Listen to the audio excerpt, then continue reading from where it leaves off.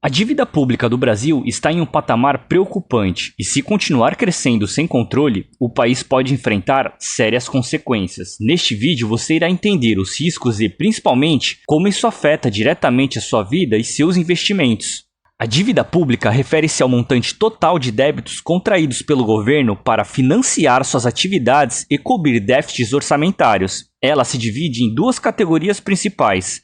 A dívida interna, que compreende os empréstimos obtidos pelo governo dentro do país, geralmente por meio da emissão de títulos públicos adquiridos por investidores domésticos, como indivíduos, instituições financeiras e fundos de pensão. Esses títulos são denominados em moeda nacional, ou seja, o real. Já a dívida externa consiste nos empréstimos contraídos pelo governo junto a credores estrangeiros, incluindo organismos internacionais, governo de outros países e investidores internacionais. Essa dívida é geralmente denominada em moedas estrangeiras, como o dólar americano e o euro.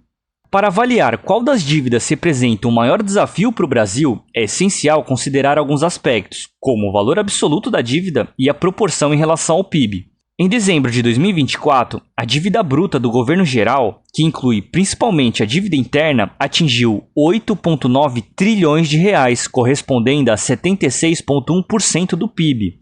Já a dívida externa em 2024 foi de aproximadamente 3,8 trilhões de reais, equivalente a 27,5% do PIB. Portanto, a dívida interna é significativamente maior, tanto em termos absolutos quanto em termos em relação ao PIB. Mas embora ela represente um montante elevado, é denominada em moeda nacional, permitindo ao governo um maior controle sobre sua gestão, inclusive por meio de políticas monetárias e fiscais. Agora, a dívida externa, apesar de menor, está sujeita a riscos cambiais. Flutuações da taxa de câmbio podem aumentar o custo real da dívida externa, principalmente em períodos de desvalorização do real. O risco cambial associado à dívida externa pode ficar bastante crítico em momentos de instabilidade econômica.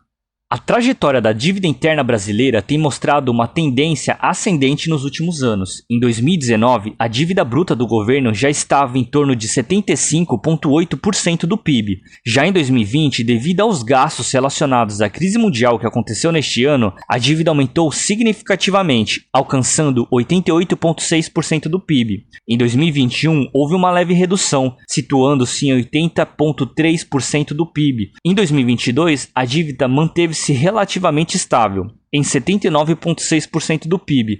Em 2023, registrou um novo aumento, indo para 83,9%. Mais recentemente, em 2024, a dívida bruta alcançou 76,1% do PIB, totalizando 8,9 trilhões de reais, como já citei anteriormente. Essa evolução reflete desafios fiscais persistentes e a necessidade de políticas eficazes para conter o crescimento dessa dívida. Alguns alertas que vale destacar. O Fundo Monetário Internacional, o FMI, projeta que a dívida pública brasileira pode atingir 94,7% do PIB em 2026, indicando uma trajetória preocupante. Estima-se que o Brasil registrará o segundo maior déficit nominal do mundo em 2025, evidenciando desafios fiscais significativos. Em 2024, a carga tributária bruta do governo geral foi de 32,3% do PIB, refletindo o peso dos tributos na economia. O ministro da Fazenda, Fernando Haddad, expressou preocupação com a trajetória da dívida pública, ressaltando a necessidade de medidas estruturais para sua contenção.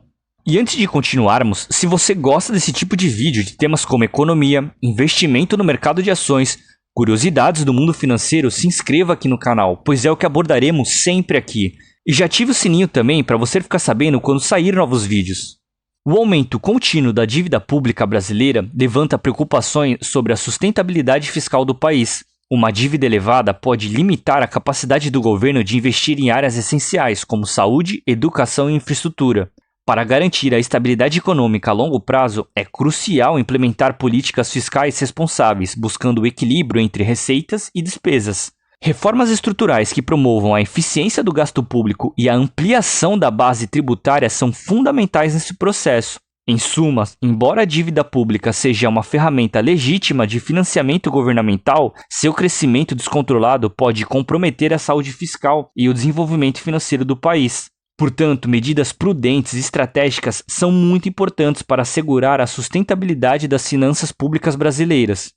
E o problema de ter uma dívida pública elevada de forma descontrolada é que ela impacta diretamente a vida das pessoas e os investimentos, tanto de forma imediata quanto no longo prazo. Esses impactos podem ser sentidos na inflação, nos juros, nos impostos, na confiança de investidores e até mesmo na oferta de emprego. Nos anos de 1980 e no início dos anos 2000, a dívida pública descontrolada levou o governo a imprimir dinheiro, resultando na hiperinflação. Em 87, o Brasil deu um calote na dívida externa, suspendendo pagamentos, e isso gerou uma crise de credibilidade, afastando investidores e dificultando o acesso a crédito internacional. Já em 93, a inflação chegou a 2.477% ao ano, corroendo salários e economias.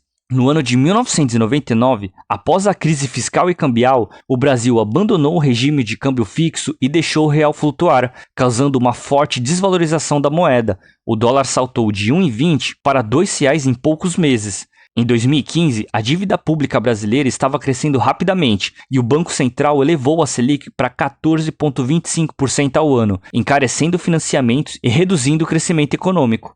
Em diversos momentos, o governo aumentou a carga tributária para cobrir déficits fiscais, como em 2017, quando houve um aumento dos impostos sobre combustíveis para tentar reduzir o rombo das contas públicas. Bom, e na sua opinião, qual deveria ser a prioridade do governo? Reduzir a dívida pública mesmo que isso envolva cortes e medidas impopulares? Ou continuar gastando para estimular o crescimento mesmo com risco de um endividamento maior? Deixe aqui nos comentários a sua opinião.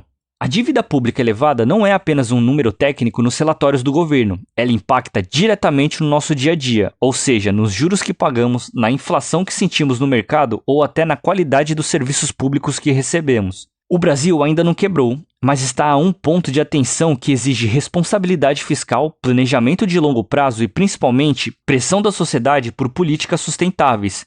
E falando em impactos reais no nosso bolso, uma dúvida que muita gente tem é, afinal, onde que eu me encaixo economicamente? Será que eu sou pobre, de classe média ou rico? Se você nunca parou para calcular isso com base em critérios objetivos, talvez você queira assistir o vídeo Descubra sua classe social em menos de 10 minutos. É um vídeo direto ao ponto e revelador, pode mudar a forma como você enxerga a sua própria realidade financeira. Eu recomendo.